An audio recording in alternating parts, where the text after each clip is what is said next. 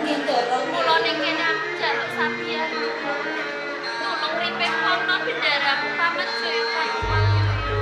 Ndara, ngripe dos pundi kula niki nak namung abdi kula mboten wani kali bendarane kula Ndara.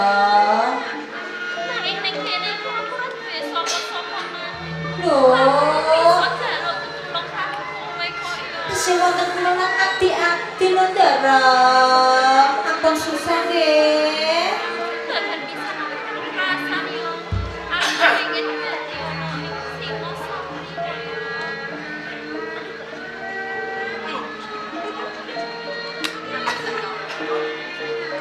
Gayatri.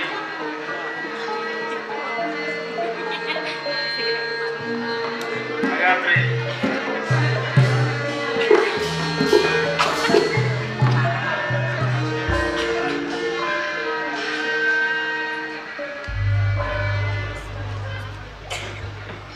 Rantas ngenes kang jenidak martabatmu.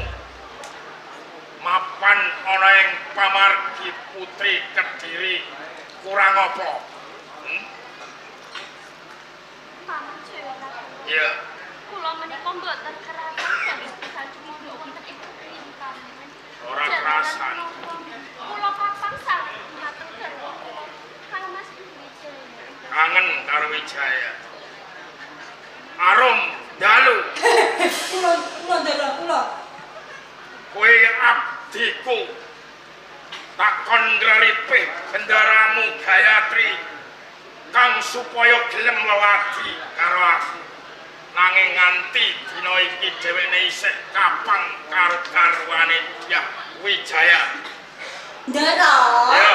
Kepareng matur nggih. Matur. Anggenipun kula ngriripih Gusti Putri Gayatri. Ya. Mboten wonten kirang-kirange. Nanging yen to mboten tresna mboten saged dipeksa, Ndara. Carane kepriye kowe kudu bisa ngripih bendaramu Gayatri kang supaya gelem lelati karo aku. Kula ripih melih niki. Mergo apa? Bayaranmu bendina njaluk mundhak terus wis tak undhaki. Gayami lho aku ndai bayaran. Lho, bupati apa? Aku iki ratu ning Kediri. Alah lagi mangkat pirang dina nek ngrembug bayaran. Ndara. Piye? Kula tak ripih Gusti Putri Gayatri. Mbok menawi saged tresnani panjenengan nggih. Iya. Ndara Gayatri. Menapa to ya? Jenengan tak ditresnani kali Ndara kakung. Purun nggih. Lho kowe iki lak yo wong wadon. Nggih. Mesti wae kowe iki mangerteni yen kowe duweni garwa apa ya kowe gelem tresno karo. Lho Ndara, pisanane pancen nggih lara. Mangke nek suwe-suwe kepinuk kok Ndara nggih ha. Kowe kok pinter. Pereh. Pisanan lara ning suwe-suwe ya ora lara. Nggih, tresno lak jalaran saking kulino to Ndara. Lah nggih. Kula nggih. Aku ora bisa yo. Ndara mboten kurun to Ndara. Ora iso. Kali kula mawon lho Ndara. Apa kali abdi-abdi niki abdi wayu-wayu Ndara. Oh, karo kowe aku ya dipoatok batok. Niki lho Ndara. Kula pilihna sing mboten wonten bentene kalih Ndara Gayatri. Ngene, kowe wis ora iso ngripih. Mboten. Minggir tak ripih dhewe. Ayo Ndara.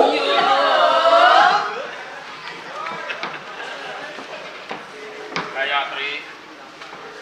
Nang iso kowe nganti metu luh getih paribasane. Kowe bakal walsa kesengkeranku.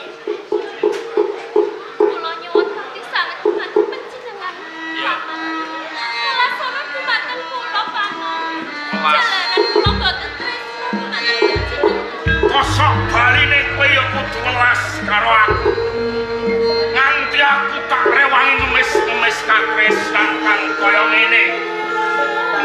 Ewa semono atimu kukuh, bakuh, ora kego, ora gelem lewati karo aku. Gayatri. Panjenengan ampun meksa dumateng kula. Ngantos mboten jagat kula boten badhe tresno dumateng panjenengan panon. Nganti kukut jagat. Kowe ora bakal tresno karo aku. Ora usah kaya ngono wong ayu. Donya kuwi jembar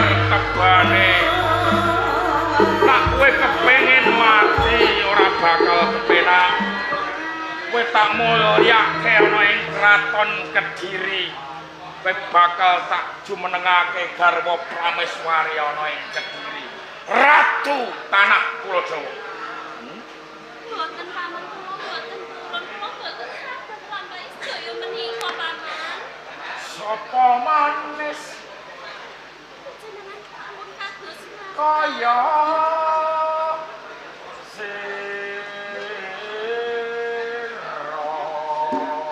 Namun bacot tresna dumateng kula paman.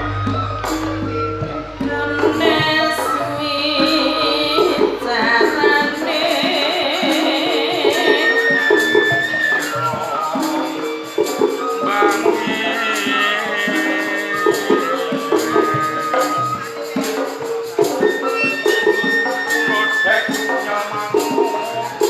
Jenengan ampun sakit-sakit kalih kula paman. Ampun paman ampun. Ampun paman ampun.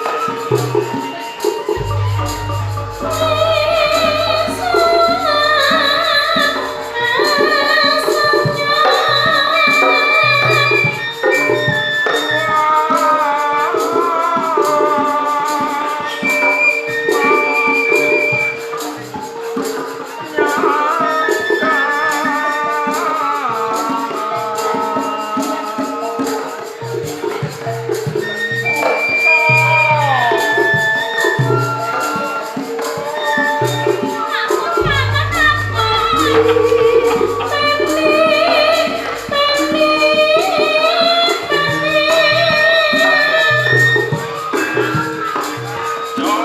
kurang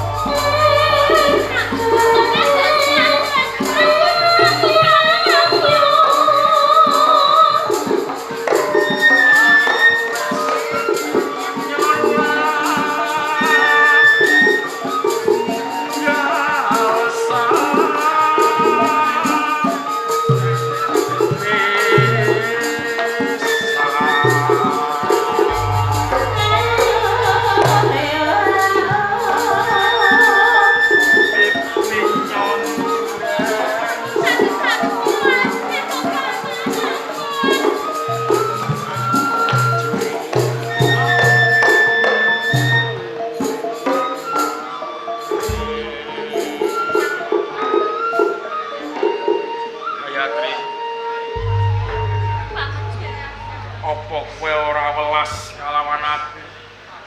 Nganti tak rewangi kaya ngene kaya wong edan tinabuhan. Mung bakune aku kepengin seneng karo kowe. Iku dene welas menika panjenengan boten kula. Kula niku sampun gadahi garwa napa panjenengan menika boten enak. Aku kudu welas karo kowe. Mergo kowe duwe bojo Dyah Wijaya. Tak kandhani Gayatri. Dyah Wijaya dina iki wis tumekane pati. Iya, kok ora ngerti? Perang gede antaraning Singosari lan Kediri. Kertanegara ya ramamu. Gugur ana ing rananing Mandala Yudha lan garwamu Gayatri. Uga gugur ana ing Laka. Nanging kula boten pidatos. Yen garwa kula menika sampun sedo. Ora percaya? Boten paman.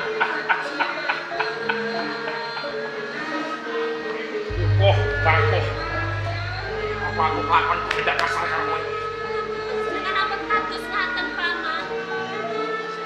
Tak ulus kowe gak bisa, ora kena. Tak pameri tembung kang manis manuhara kowe ora kena. Saya katuang sabar iso kasar penggaweane saben dina. Apa aku kasar tidak kasar?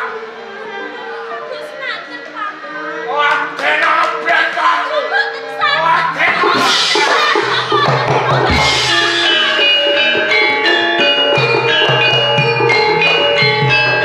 Nuwun sewu, Kang.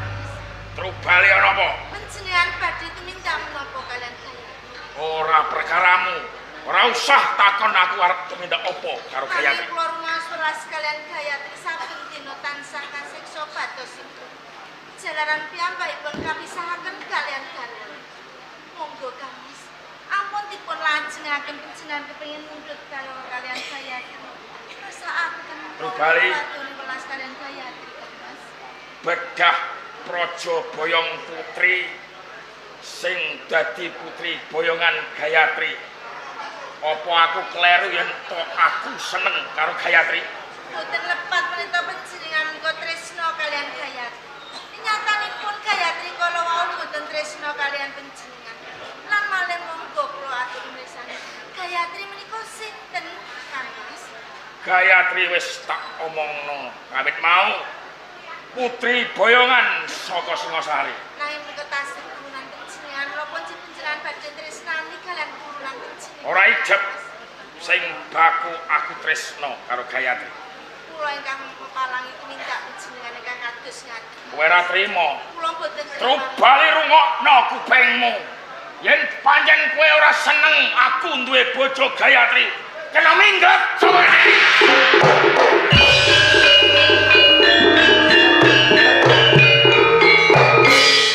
Napa panjenengan tega nundung dumateng kula, Kang Mas? Mergo kowe wis wangkal karo aku. Aku ora butuh lohmu kok tetese ana ing Kediri. Nanging kula garwa panjenengan kalian mekaten. Kula sinten malih kang badhe Trubali sabdo Pandita Ratu sepisan datan bisa wali. Trubali dilagi wis ora tak agem dadi garwaku. Ratu panjenengan boten ageng dumateng boten napa-napa. Kula gilila menapa panjenengan badhe dumateng. Ning kula nyuwun kagisan.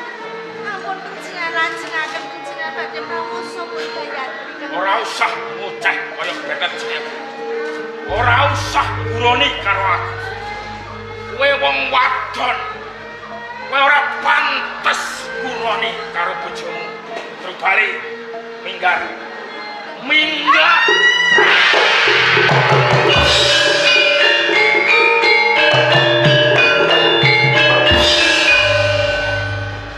Ari kowe Gayatri. Gelem tak pek bojo. Kula boten saged paman. Trubali wis tak tundung saka keraton Kediri. Kowe mung wanita sawiji bakal tak jumenake minangka garwa Prameswari. Gelem? Panjenengan menika ampun maksa dumateng kula. Kula menika boten tresna dumateng panjenengan paman. Dadi tetep ora gelem. Boten kula boten Yen saged. to kowe ora gelem bakal tak sirnah.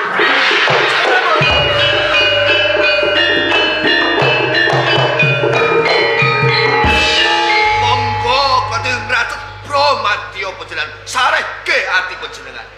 Mundaran Dawuh badhe tumindak menapa Sang Prabu? mateni Gayatri. Menapa sampun dipun penggalih kanthi tirtanipun kawicaksanan?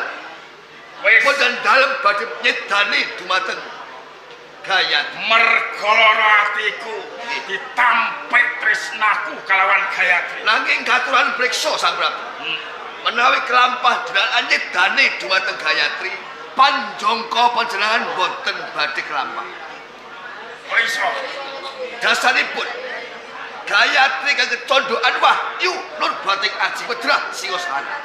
anak Kertanegara. Leres Terus prayoginipun dipun selong kemawon. diselang ana Kediri. Leres. Yen kaya ngono Gayatri selang mudaran.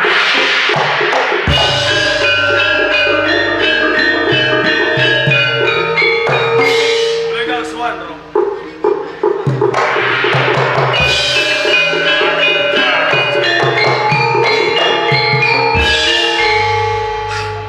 Wayah pisoanan marak sepo nek taman pamarti Putri Kediri. Ana apa? Pangapuntenipun menawi kula menika mboten tinibalan sowan ngersa panjenengan. Iya. Namung badhe caos sungin lho. Ana apa mudaran? Ngatur pirsa menawi butuh dalem gendera tunggal wulung aneh saking plak. Gendera tunggal wulung ilang.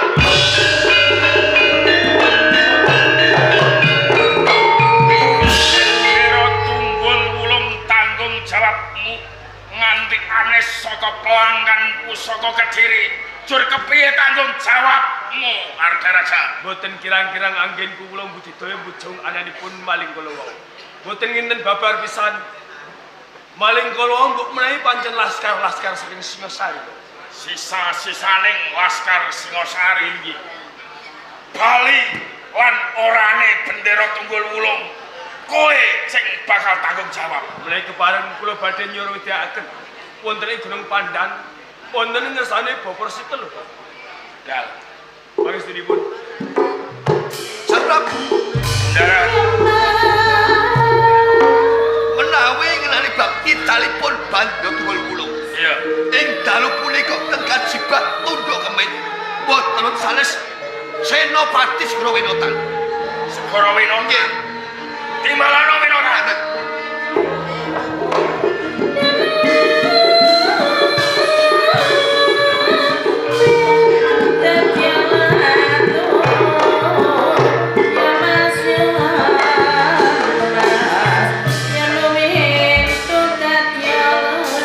Senopati Segara Winotan.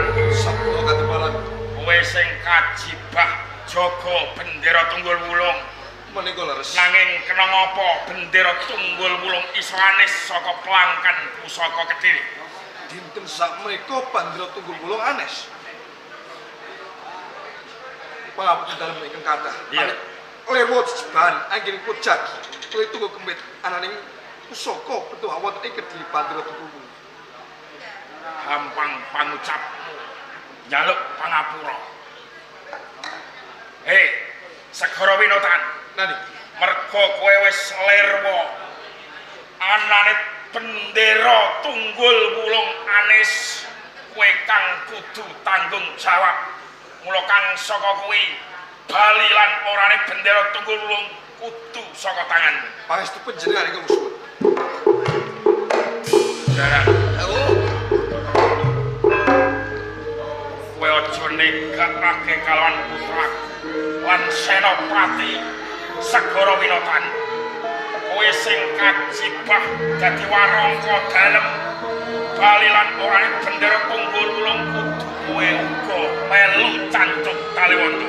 kebareng Sang Prabu Nyi pamit.